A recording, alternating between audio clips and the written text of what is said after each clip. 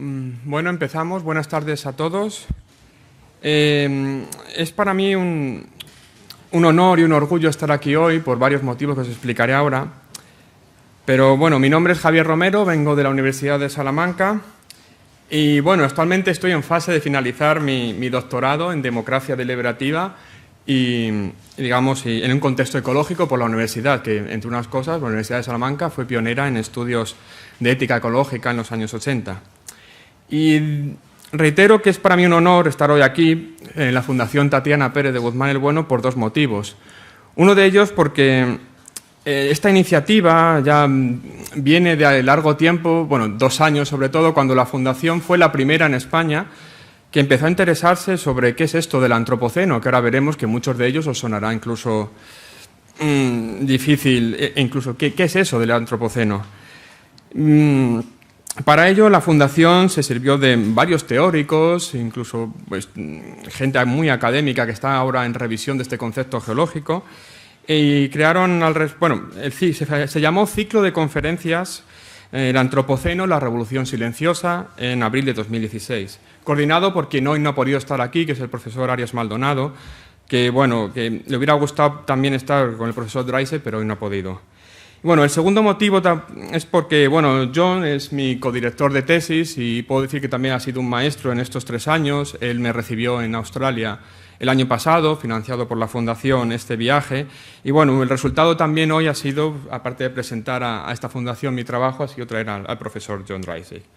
Bien, el profesor puede que haya pasado desapercibido en España, pero su teoría tiene tal impacto hoy en ciencias sociales y humanidades que ha sido considerado, según una revista norteamericana en 2010, como uno de los 20 teóricos políticos cuyo trabajo tendrá una influencia exponencial en los próximos 20 años, junto a autores quizá os suenen como Habermas, Sheila Ben-Habib, Kymlicka, Martha Nussbaum, etc. Puede que quizá en algunos académicos que tengo el orgullo de saludar hoy, como el profesor Jorge Richman, se ha conocido porque, bueno, por ejemplo, el profesor Dreisel desarrolló el concepto de diseño discursivo en instituciones que Habermas utiliza en el año 1992 en Facticidad y Validez y creó sobre todo el concepto de racionalidad ecológica, que como veremos ha estado presente estos 30 y pico años que el profesor Dreisel lleva desarrollando su teoría. Bien, ha realizado múltiples publicaciones como Rational Ecology en 1987, Discursive Democracy y diferentes contribuciones, sobre todo artículos en revistas realmente de impacto, y creó en Canberra, primero en la ANU y luego en la Universidad de Canberra, el Centro para la Democracia Deliberativa y la Gobernanza Global, que trabaja mucho con el gobierno australiano.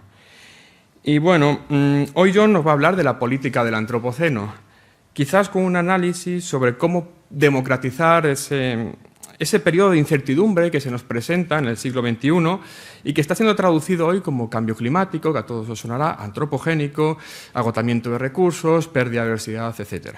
Y sin más, yo me voy a sentar a disfrutar de la conferencia con vosotros. Es tu turno, John. Thank you so much for being here. Okay. John, es tu turno. Muchas gracias por estar aquí con nosotros. Okay, so...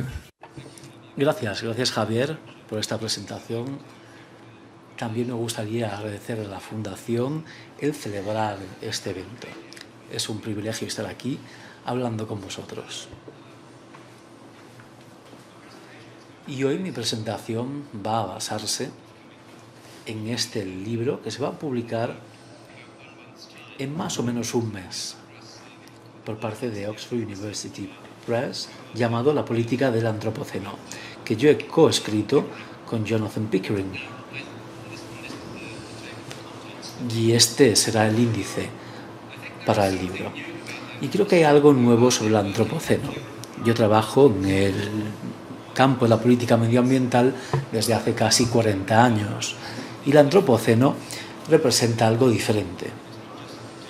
No es solo una continuación de la forma en la que pensábamos tradicionalmente sobre los desafíos de las crisis ecológicas a la política y para el gobierno. Hay algo nuevo a la hora de pensar en políticas teniendo en cuenta el tiempo geológico, la era geológica. Y este concepto de antropoceno nos fuerza a pensar de esa forma. ¿Y qué es el antropoceno? Bueno, es una nueva época de inestabilidad inducida por el ser humano en el sistema terrestre. Es el sucesor del Holoceno, que es la década o la época que hemos tenido en los últimos 12.000 años, que ha sido una época de una estabilidad inusual en el sistema terrestre. Mi compañero asturiano, Will Stephan, uno de los científicos más influyentes a la hora de establecer el concepto del antropoceno, dice que el Holoceno representa el único estado del sistema terrestre que conocemos que puede soportar la vida humana seguro. La vida humana surgió en condiciones inusuales del Holoceno. Estos sistemas anteriores, antes del Holoceno, como el Pleistoceno, tenían más inestabilidad. En el Pleistoceno había muchos más picos y cambios y veíamos cambios más rápidos en el sistema terrestre antes del Holoceno. Y lo que hace el Antropoceno es devolvernos a esa posibilidad de cambios. Es decir, las instituciones desarrolladas en condiciones del Holoceno, sobre todo el Estado, los mercados capitalistas y las organizaciones o empresas internacionales, creo que no podrán hacer frente a los desafíos del Antropoceno, con lo cual necesitamos una respuesta rápida, porque esas instituciones desarrolladas en condiciones poco habituales podían permitirse operar ignorando casi el sistema terrestre. Son buenas generando feedback e información que refuerza su propia necesidad e ignoran la condición del sistema terrestre. Con lo cual los gobiernos, por ejemplo, responden rápidamente a los cambios en condiciones económicas ante la amenaza de una recesión económica, pero responden mal a la amenaza de un desastre o catástrofe ecológica. El antropoceno es un gran desafío y hay instituciones holocénicas como estados y mercados que tienen lo que podríamos llamar dependencias de recorrido patológicas, al generar información que refuerza su propia necesidad, con lo cual es muy difícil mover instituciones y sacarlas de esas dependencias. Y creo que es esencial que lo hagamos y que para enfrentarnos al desafío del antropoceno. El antropoceno lo cambia todo en realidad. Hemos de pensar en términos de sistemas socioecológicos en lugar de instituciones sociales. El antropoceno conlleva una pérdida de puntos de referencia familiares o conocidos, conservación, preservación, restauración. Todos implican alguna condición básica de los sistemas ecológicos a los que volveríamos, o bien ese estado se conserva, se preserva o se restaura, si se perturba en algún momento. Pero si los sistemas ecológicos están en un estado de cambio, tal como sugiere el concepto de antropoceno, estas palabras o conceptos se desestabilizan. Y eso también se aplica al más reciente concepto que se ha introducido y que es muy popular de las fronteras o límites planetarios. Eso es un concepto propuesto por muchos científicos terrestres como Will Stephan, que ha desarrollado el concepto del antropoceno, y yo creo que hay una contradicción entre estos límites planetarios y el antropoceno que no se reconoce por parte de los científicos terrestres. La razón es que estos límites planetarios intentan mostrar cómo podemos mantener condiciones holocénicas. Nos dan un grupo de límites que no pueden transgredirse y algunos ya se han transgredido por parte de la diversidad o diversidad genética, como vemos aquí. Incluso el ciclo del nitrógeno, los cambios climáticos. Y lo que este concepto de límites planetarios sugiere es que si nos quedamos en un espacio operativo seguro que ellos definen, podemos mantener las condiciones holocénicas. En otras palabras, los límites planetarios nos dicen cómo evitar el antropoceno o cómo evitar las peores consecuencias del antropoceno, pero no nos dicen qué hacer si entramos en el antropoceno de forma seria. Y esos límites planetarios están bien como forma de dramatizar ciertos peligros, pero no creo que sean útiles como una guía para sobrellevar un sistema inestable.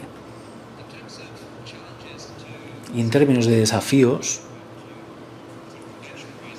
a formas convencionales de pensar sobre instituciones políticas y económicas, podemos pensar en alguien tan radical como Naomi Klein, que ha escrito un libro que se llama Esto lo cambia todo, capitalismo frente al clima, y ella dice que estamos en un sistema capitalista y ella no cree que bajo este sistema podamos responder al cambio climático, y defiende la sustitución del capitalismo con una planificación económica, democrática y un enfoque más colectivo a la política y la economía. Y en respuesta a esto diría que lo que ella defiende es un modelo alternativo. Un modelo del que la gente hablaba, colectivismo, planificación democrática, ya lo comentaban en condiciones holocénicas. Con lo cual la gente parece estar anclada en el holocénico, en el holoceno. Su propuesta es radical, pero quizás no lo suficiente. Creo que el antropoceno requiere no solo la capacidad de cambiarlo todo, sino también la capacidad continuada de repensarlo todo. Esa capacidad es la reflexividad. Y lo contrario de la dependencia del recorrido es la reflexividad.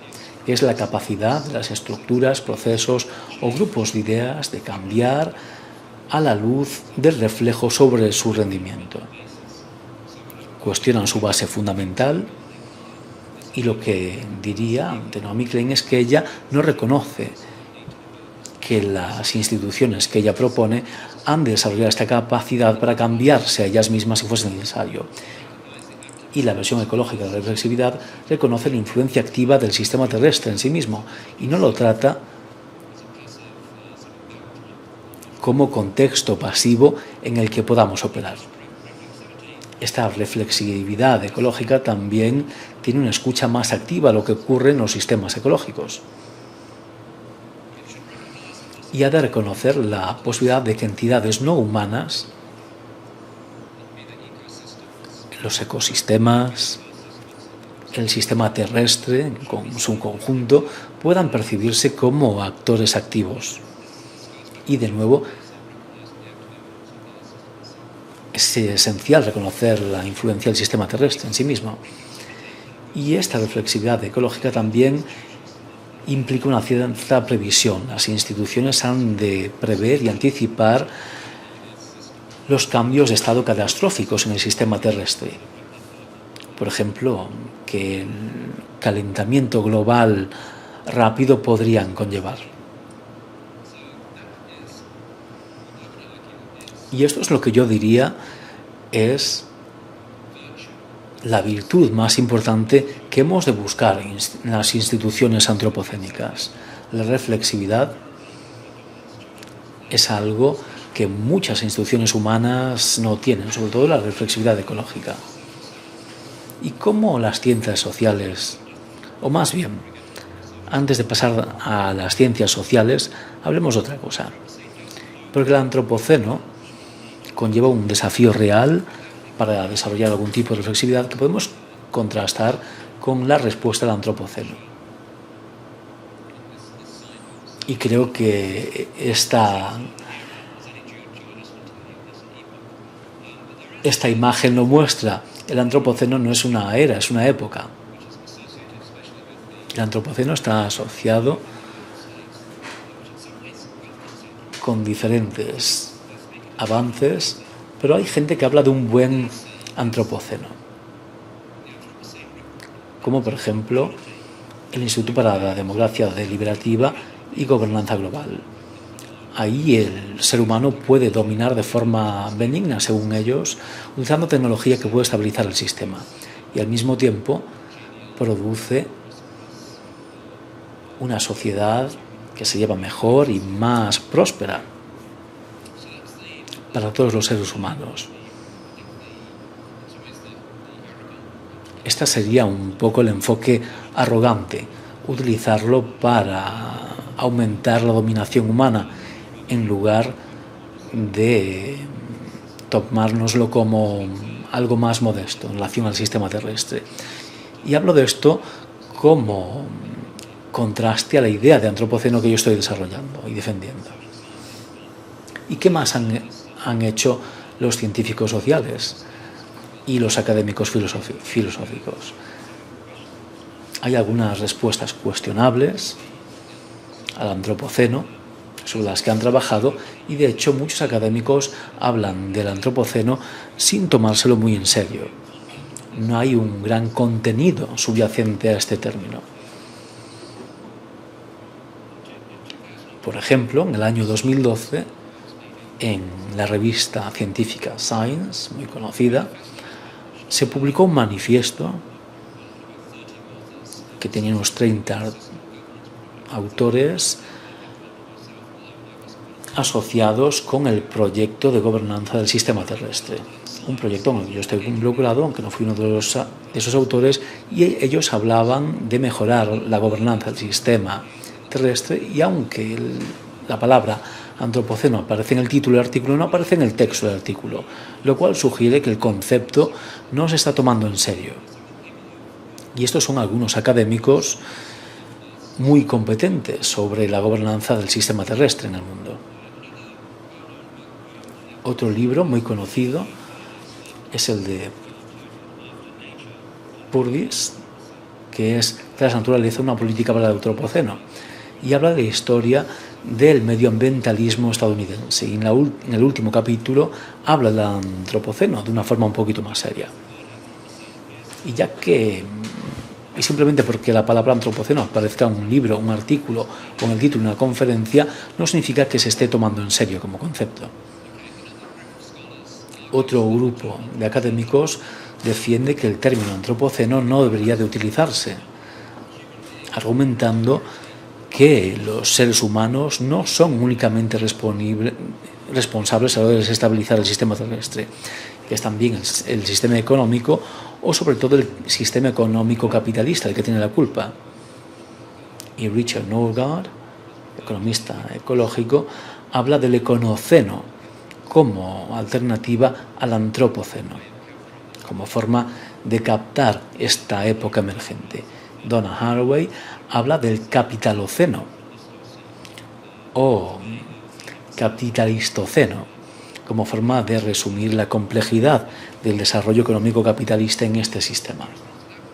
Mi respuesta sería, bueno, esos análisis son muy útiles para explicar cómo hemos llegado al antropoceno, sin embargo es posible que los impactos humanos en el sistema terrestre a nivel profundo sean más largos que el capitalismo. Quizás el capitalismo no perviva como sistema económico, no está seguro.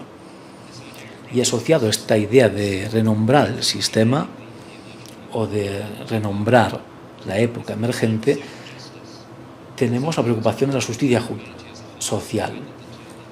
El hecho de que quizás sea erróneo echar la culpa a toda la humanidad. Y no creo que utilizar el concepto de antropoceno suprima la justicia social.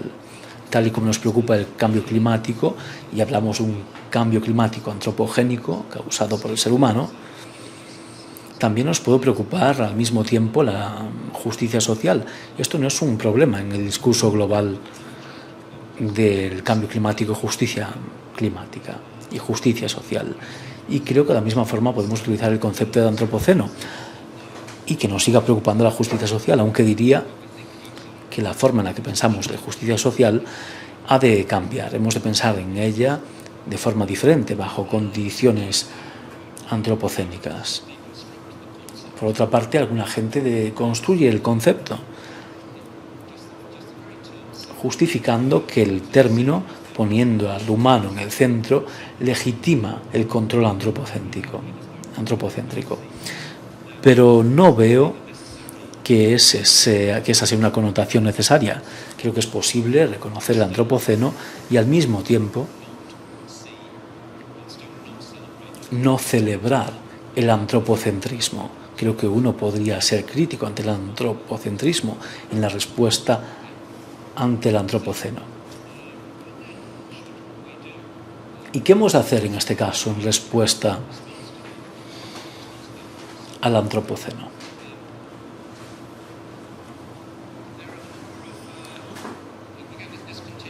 Bueno, esto continúa mi comentario sobre la respuesta de la ciencia social al antropoceno, y hay diferentes modelos existentes en el sistema terrestre y la comunidad de gobierno, de la cual soy miembro. Hay un enfoque muy popular relacionado con la Alianza de la Resiliencia, que tiene su sede o su centro de gravedad en Estocolmo, en el Centro de Estocolmo de Resiliencia, y ahí hay varios académicos trabajando, y para ellos la resiliencia es la respuesta apropiada al antropoceno. Ellos quieren garantizar sistemas resilientes, y creo que su propuesta de gobierno no es muy sofisticada. Son buenos en sistemas ecológicos, pero no tan buenos cuando piensan sobre sistemas de gobierno. De hecho, lo que dicen de los gobiernos no puede resumirse fácilmente. Ellos hablan de un gobierno central o de una gestión central, y también del policentrismo, que significa un enfoque más descentralizado del gobierno global. Es difícil resumirlo, y luego está el manifiesto del gobierno del sistema terrestre al que me refería antes, ese manifiesto publicado en la revista Science.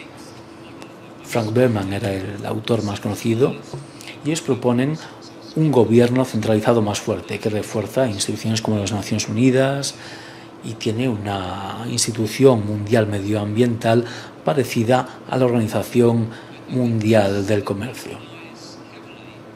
Y eso se basa en la idea de que los sistemas de gestión central del gobierno pueden crear resultados ecológicos, pero hay pocas evidencias que sugieran que eso es cierto. El enfoque policentrista es casi contrario. En lugar de mirar esa gestión central, digamos que celebra o se recrea en la variedad de diferentes respuestas y enfoques al cambio climático, asociado sobre todo con Elena Ostrom, ganadora del Premio Nobel, que hacia el final de su vida defendió un enfoque policentrista del cambio climático. Y el problema con este enfoque es que la celebración de diferentes iniciativas a diferentes niveles no tiene muy claro que consigue en conjunto. Y el principal problema con esos modelos alternativos es que son simplemente modelos. Y no creo que hayamos de apresurarnos para prescribir cualquier modelo, sea resiliencia, centralizado o policéntrico, porque los modelos pueden cortocircuitar los procesos de aprendizaje. Creo que es mejor hablar de aprendizaje social, tomando como referencia el momento actual, e intentar reformar instituciones existentes con una capacidad reflexiva que se añade a estas instituciones y prácticas, en lugar de proponer un modelo completamente nuevo. En este sentido, hemos de buscar la reflexividad, que, como decía, es el requisito más importante para las instituciones en el antropoceno, y hemos de entender las diferentes formas en las cuales la reflexividad en el sistema de gobierno global puede avanzar. ¿Y qué significa esto? Bueno, quizás para ello debamos tener más instituciones reflexivas o reformar las actuales, y hay pocas pistas de que esto pueda ocurrir. Por ejemplo, en el caso del cambio climático, en el Acuerdo de París, vemos que no se trata solo de un acuerdo global sobre cómo adjudicar responsabilidades para la reducción de emisiones. También sugiere que hay un repensamiento sobre cómo el gobierno global debería funcionar. Y hay un trabajo interesante por parte de Karen Buxbaum y sus compañeros, publicado en la revista de Política Medioambiental, sobre lo que ella llama multilateralismo híbrido, que une los enfoques de arriba abajo y de abajo arriba en los gobiernos tradicionales. En las negociaciones de la ONU, todo se hacía de arriba abajo. Había un tratado global que luego los países habían de seguir, mientras que en el enfoque de abajo arriba era muy diferente. En el Acuerdo de París se pensó en cómo combinar estas cosas y las virtudes de ambos enfoques. Y en parte esto implica a las Naciones Unidas y a sus actores, como el secretario general y la secretaría general, para enumerar diferentes organizaciones y activistas para que pongan presión en los estados y corporaciones. Y de hecho esas organizaciones podrían tener un mayor papel sobre lo que ocurre en organizaciones globales. Es un pequeño movimiento, pero muestra que las instituciones globales no son totalmente fijas en sus modelos y que sus desafíos se centran en expandir la reflexividad de esas instituciones de una forma mucho más profunda. Por otra parte, la ciencia reflexiva, es decir, la ciencia no debería de verse únicamente como un grupo de expertos que generan hallazgos que luego habrían de comunicarse al público, a los políticos y a los creadores de políticas, sino que deberíamos de pensar como una inteligencia colectiva deliberativa que podrían desarrollar los científicos en conjunción con otros actores políticos, como los científicos. Tenemos evidencias de los foros de diseño ciudadano.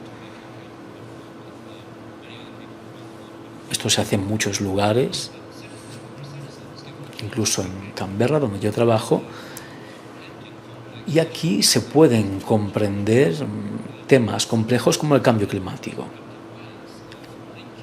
Y esto sugiere que hay formas de enlazar evaluaciones científicas, por ejemplo, con la participación ciudadana.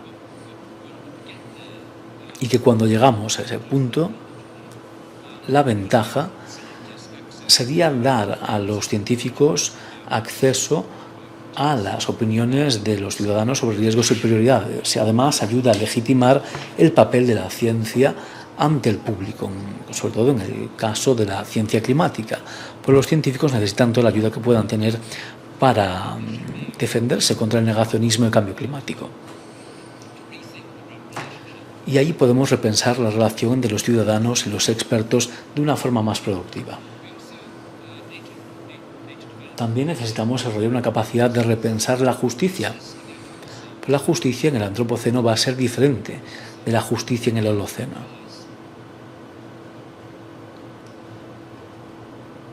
Y la razón es que las influencias de las acciones individuales que afectan a otros humanos y también no humanos ahora se extienden más ampliamente en el espacio y tiempo. Por ejemplo, en cuanto a la justicia climática, las acciones de los contaminantes o contaminadores, los que emiten gases de efecto invernadero, se extienden a todo el mundo y también a futuro. Y es importante integrar las dimensiones sociales y ecológicas de la justicia. Y hay un discurso emergente de justicia planetaria que habla de cómo hacer esto.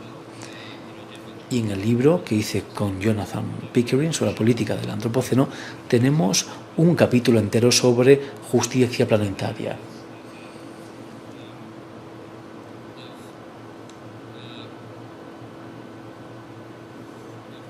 Y ahí hablamos de un sistema de justicia social que se une e implica a los individuos que ejercitan sus capacidades,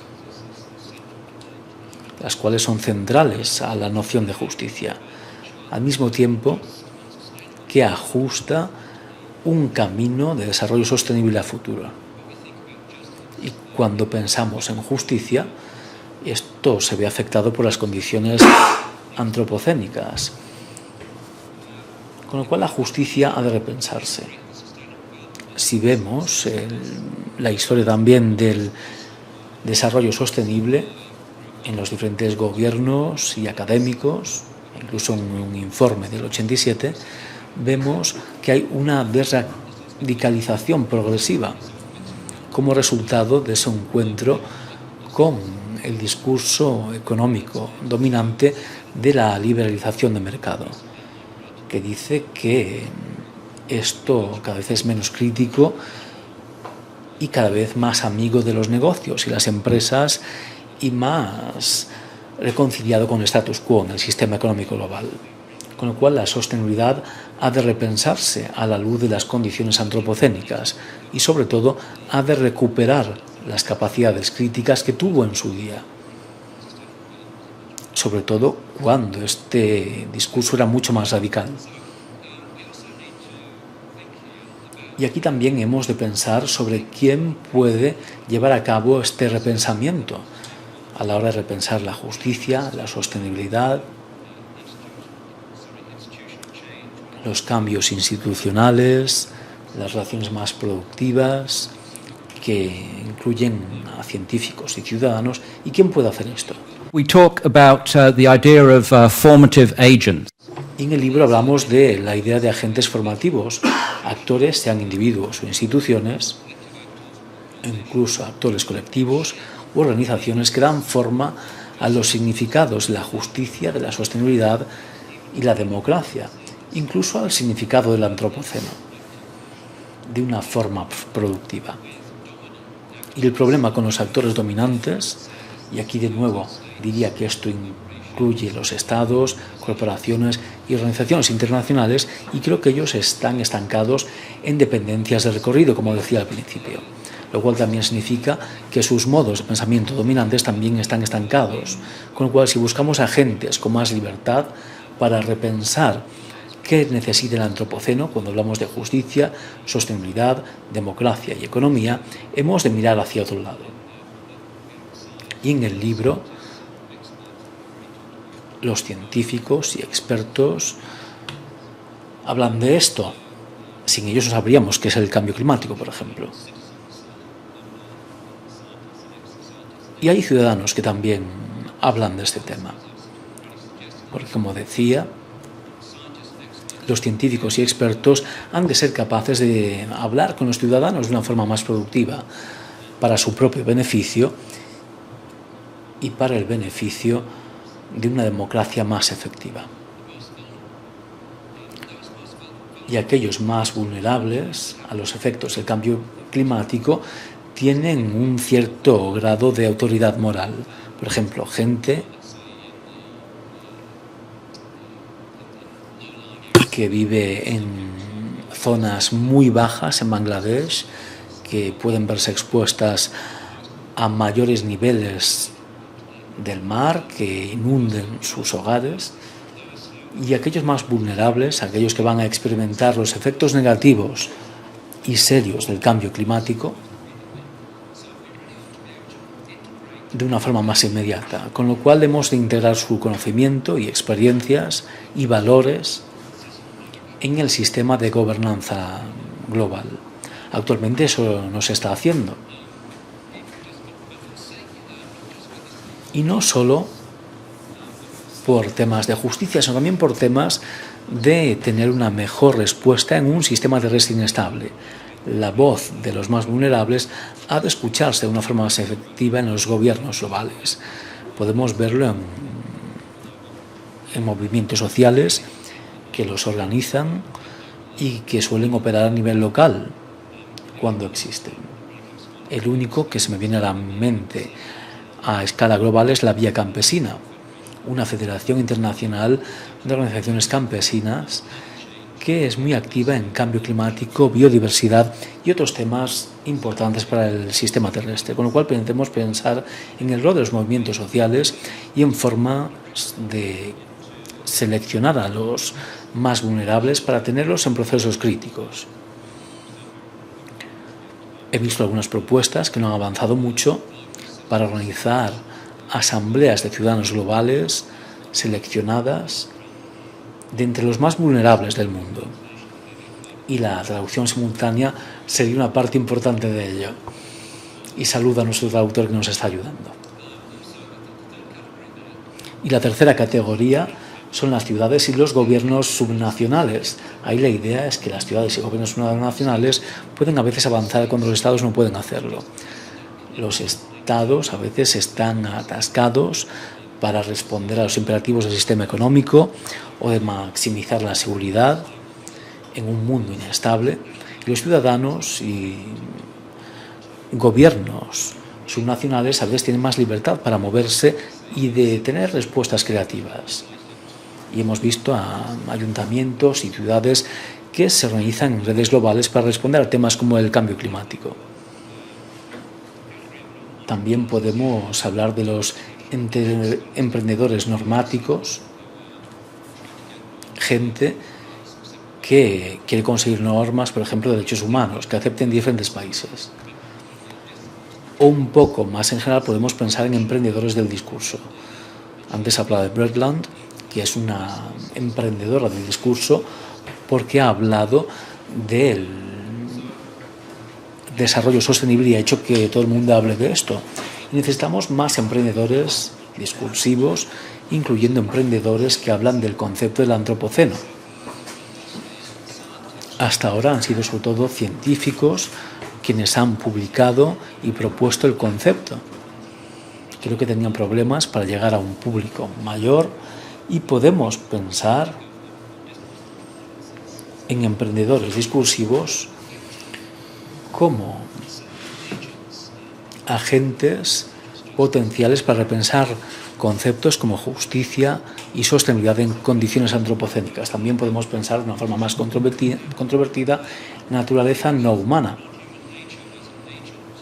Pensar en ellos como agentes, en naturaleza no humana como un agente, es algo que se ve en la filosofía occidental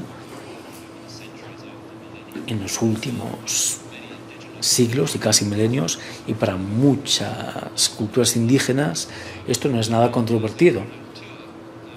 Y Bruno Latour habla de actantes en lugar de actores o agentes. No son humanos, no tienen la capacidad de pensar antes de actuar, pero tienen algunos atributos de los agentes, y esto puede incluir a sistemas ecológicos, a animales no humanos y a otros, con lo cual hemos de pensar en cómo escuchar de una forma más efectiva a estos actantes. Hay muchas instituciones humanas a las que no se les da bien escuchar al mundo no humano. Y bueno, ¿a dónde nos lleva todo esto?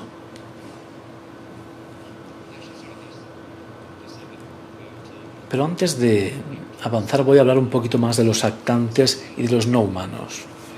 Hay diferentes estudios recientes que apuntan a una especie de agente más o menos en el mundo no humano. Por ejemplo, hay un libro llamado Honeybee Democracy, la democracia de las abejas, que sugiere que quizás hay una especie de democracia entre abejas.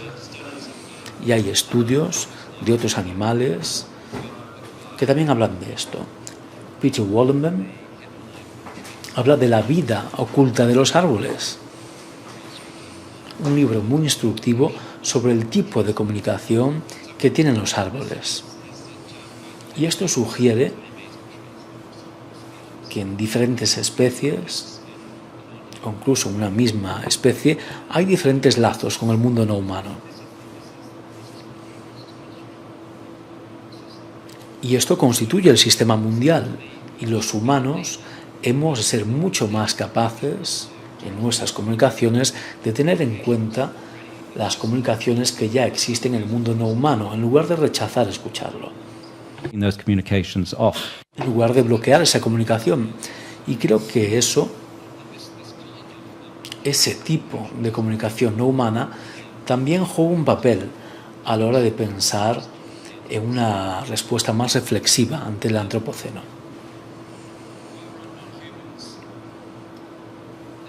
Y hablando de humanos, esta imagen que voy a mostrar es el río Whanganui en Nueva Zelanda, que ha recibido la categoría de sujeto jurídico.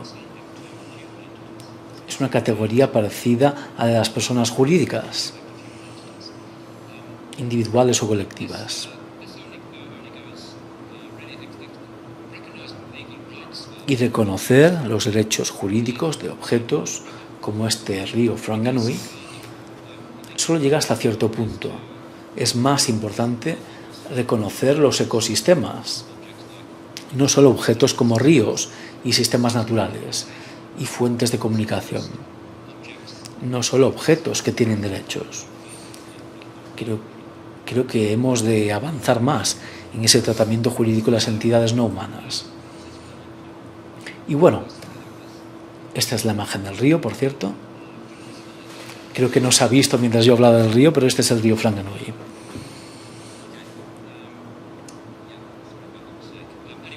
Disculpad no haber mostrado la imagen, pero ¿a qué nos lleva esto?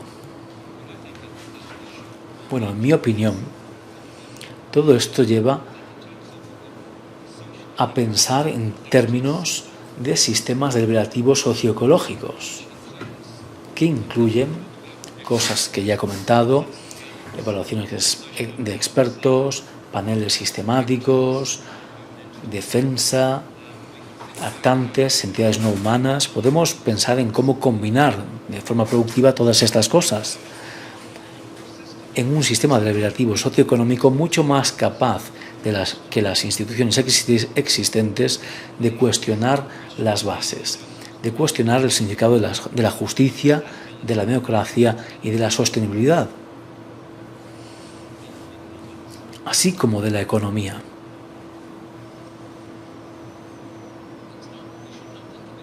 Y no deberíamos pensar en ello como un modelo. Ya he comentado que en el antropoceno ningún modelo institucional es apropiado. Hemos de comenzar la transformación desde nuestro punto actual en lugar de pensar en un modelo a conseguir a futuro.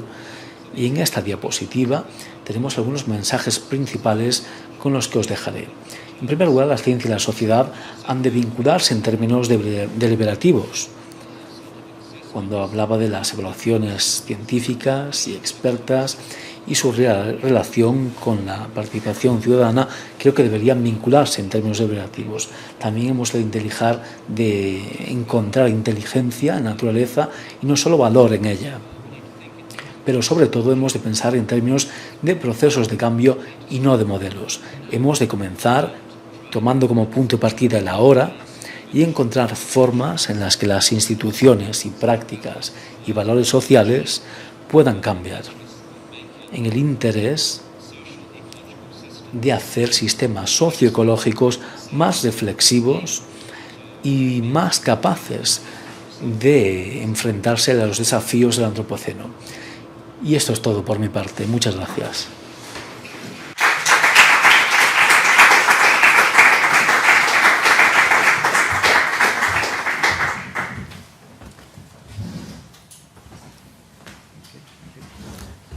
Bueno, abrimos un turno de preguntas, más o menos un cuarto de hora o 20 minutos. Me gustaría que preguntéis sin problema, quien quiera en inglés y si no en español. Yeah, it's okay. El profesor va a poder escucharlo en español, o sea que ningún problema. Abrimos turno. ¿Nadie? Vale, profesor Jorge Richman. Bueno, si no hay nadie más, pero...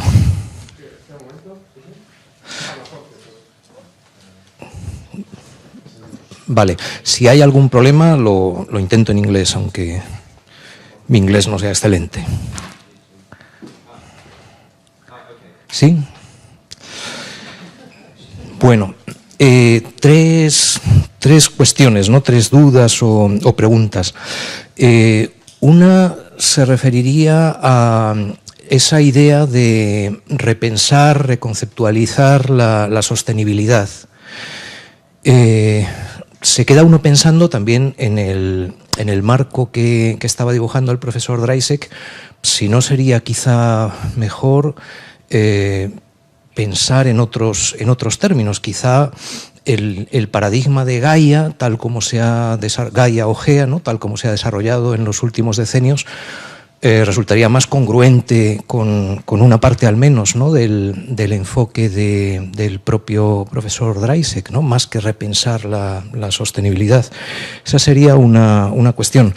Otra, cuando hablábamos de estos agentes formativos, ¿no?, formative agents, entre los cuales pues aparecían esas cinco sugerencias, ¿por qué no uno esperaría ver ahí también aparecer los movimientos ecologistas? Se queda uno un poco sorprendido al no encontrar, me pregunto por qué no están ahí los movimientos ecologistas, ¿no? Y luego otra pregunta, que es la más, en realidad pues la más difícil, sería, ante esta propuesta, bueno, que al final queda recogida también en estos mensajes clave del final, ¿no?, con esa confianza en las posibilidades de reflexividad y de liberación democrática, ¿qué hacemos frente a esa masa fenomenal de poder, esa masa enorme de poder que está enfrente de las posibilidades de cambio, que podemos llamar, en fin, capitalismo para abreviar, pero luego se podría precisar mucho?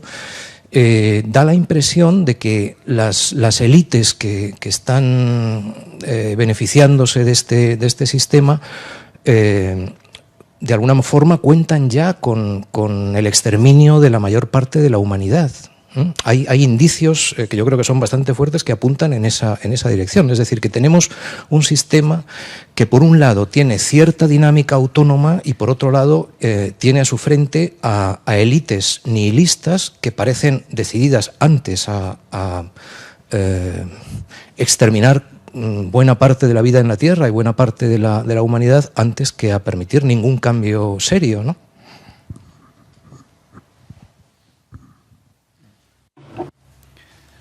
Okay.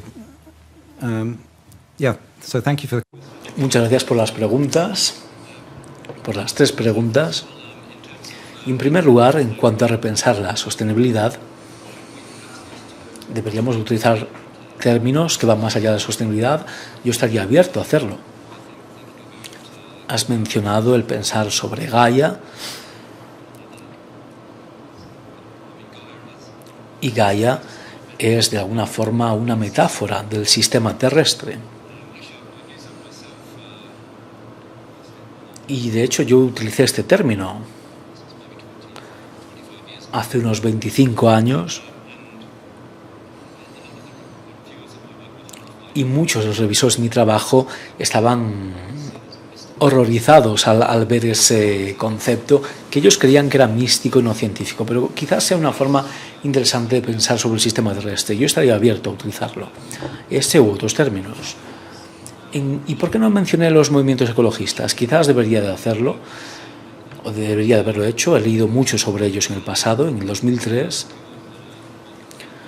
coescribí un libro llamado Estados Verdes en Movimientos Sociales, que habla del rol de estos movimientos a la hora de transformar la economía política y de transformar los estados.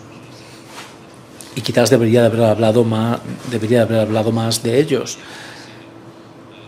Movimientos como Vía Campesina, que he mencionado, pero quizás debería haber mencionado más. Y creo que lo que he intentado hacer ha sido resumir o dar por sentado ciertos movimientos sociales bajo los emprendedores discursivos, que no solo son gente que opera a nivel individual. Pueden ser también movimientos sociales que intentan cambiar los términos discursivos de una forma consecuente. And finally, how does deliberative democracy? Y por último, ¿cómo se enfrenta la democracia deliberativa al gran poder del capitalismo, que tiene su propia dinámica autónoma, como ha sugerido? Parece que hoy en día hay muchas tendencias nihilistas y esa es una gran pregunta, la verdad.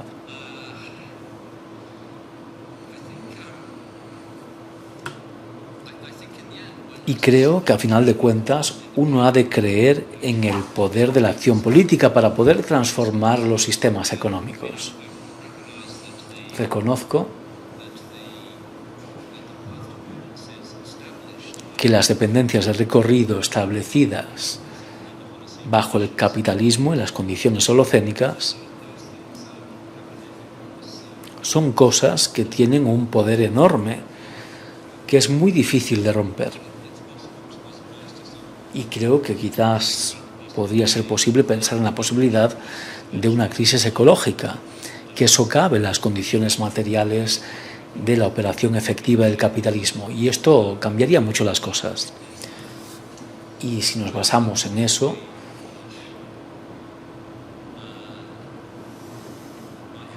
creo que podría ocurrir o no.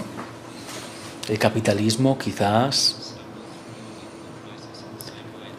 atraviese la crisis tal y como lo puede hacer el sistema global financiero en la crisis del 2008, que salió más o menos de la misma forma en la que entró, con lo cual la crisis no cambió mucho el tema.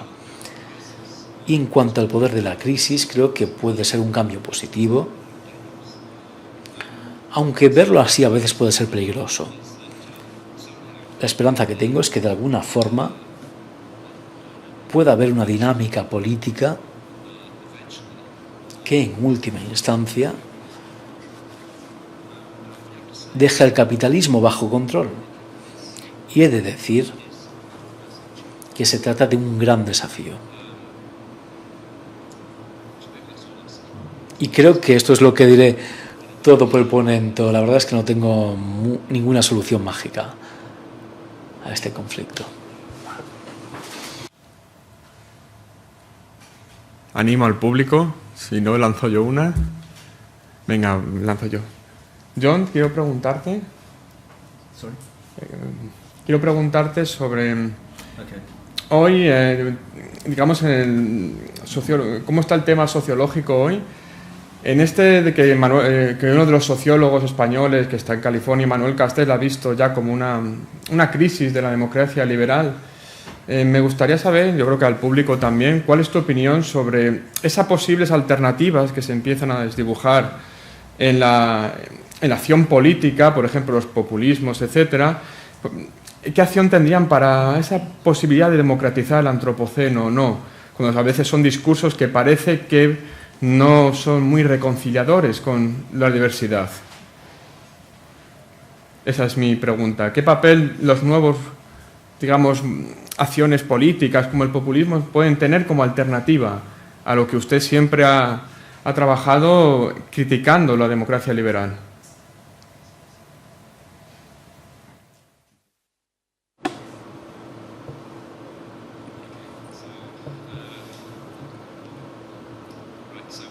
Bien, bueno, ¿qué opino sobre estos movimientos alternativos como el populismo? Bueno, el populismo tiene muchas variedades.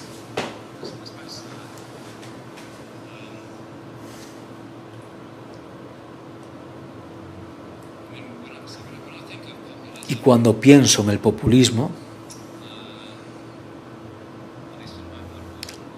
al menos donde yo vivo, en Australia, suele estar asociado a la versión más derechista de la política. Lo vemos en los Estados Unidos de Donald Trump, lo vemos en Hungría y en muchas partes del norte de Europa. Y creo que en términos de la versión más izquierdista del populismo, es un poco diferente, pero esto nos lleva a pensar en el papel de los movimientos sociales a la hora de responder al antropoceno. Y creo que sí hay posibilidades existentes, al menos en la parte progresiva del populismo asociadas con los movimientos sociales, a la hora de pensar en cómo ellos pueden constituir una idea más activa del antropoceno para contrarrestar a las élites económicas. Y creo que hay posibilidades para integrar esos movimientos en una respuesta efectiva ante el antropoceno.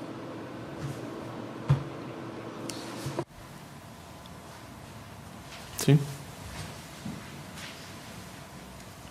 Buenas tardes, muchas gracias por la exposición. Yo quería abundar un poco en la pregunta que ha planteado el profesor Richman, y es la cuestión del poder, ¿no? Porque el escenario que nos presenta el profesor es como que nos encontramos ante una gran conversación que es necesaria para una gran transformación, y desde luego eso es una visión que transmite una sensación de orden, de una cierta esperanza, que apunta bastante bien ciertas vías para la acción. Pero bueno, yo no dejo de pensar, sobre todo mirando la política internacional, como ante la obligatoria reducción de los estándares de vida, que creo que es uno de los desafíos más claros del antropoceno, ¿no? Creo que es esperable, y estamos viviendo como hay determinadas potencias y grupos sociales, aquellos más beneficiados, los más privilegiados, que van a pretender luchar por retener ese privilegio, ¿no? Yo creo que en ciertos países nos estamos encontrando nuevos mapas políticos, ¿no? Con opciones, por ejemplo, de extrema derecha enfrentadas a opciones verdes, ¿no? Hablo de partidos políticos, ¿no? Por ejemplo, en el caso de Austria. A la hora de solucionar o a la hora de enfrentarnos frente a ese poder del que ha hablado antes el profesor Jorge Richman, se me ocurren dos vías de acción. Evidentemente, una tiene que ver con cambiar un poco el modo antropológico con el que se piensa, ¿no? Desde Occidente, y plantear de manera profunda la cuestión de la interdependencia, que es una cosa que, digamos, desde Occidente no tenemos muy asumidos, ni a nivel social, ni a nivel económico, ni demás. Pero a nivel mucho más inmediato, mientras estos conflictos políticos se dan, creo que hay una cuestión que se va a plantear en muchos países, y es el papel que debe jugar la violencia, ya no solamente desde el Estado, sino desde movimientos sociales y desde aquellos más vulnerables, a la hora de enfrentarse a la reacción de mantener recursos por parte de los privilegiados, ¿no? Entonces, mi pregunta clara sería ¿cómo piensa usted que debe ser cuál debe ser el rol de la violencia en el escenario que nos presenta?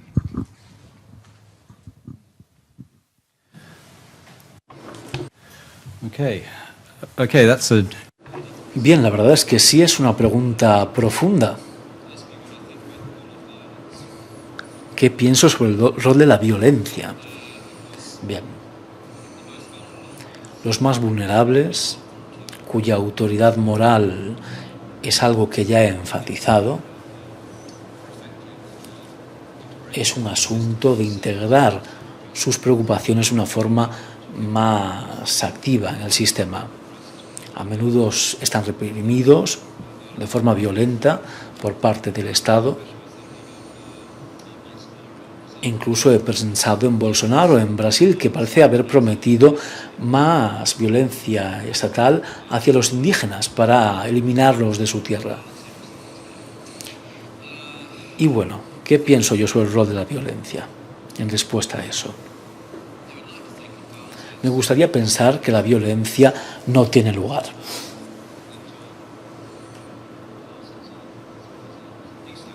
Y yo he sido activista pacifista en el pasado, así como medioambientalista. Y en alguna forma creo que la respuesta a esa pregunta es difícil. Si pensamos en qué puede promover la reflexividad en cualquier tipo de sistema político, creo que suele ser difícil sostener que la violencia lo haga. Creo que acciones políticas no convencionales pueden hacerlo. Por ejemplo, activismo social muy directo puede llevar cosas a la agenda política que pueden ayudar a cambiar la forma en la que la gente piensa, pero no estoy seguro de que la violencia ayude. Tengo dudas a la hora de reconocer un papel en la violencia, a la hora de conseguir esto. Pero sí, creo que tienes razón y que las élites van a luchar para mantener sus privilegios, y muy a menudo quizás utilicen la violencia para intentar mantener esos privilegios.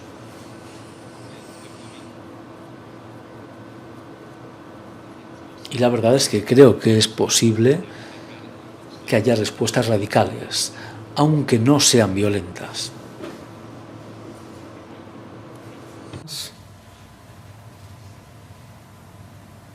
¿No? Os animo de verdad a aprovechar que tenemos la oportunidad de tener al profesor hoy aquí. Bueno, pues son las 9, yo creo que hemos sido generosos. Pues nada, un fuerte aplauso al profesor Dreisig y a todos vosotros. Y gracias por venir. Gracias.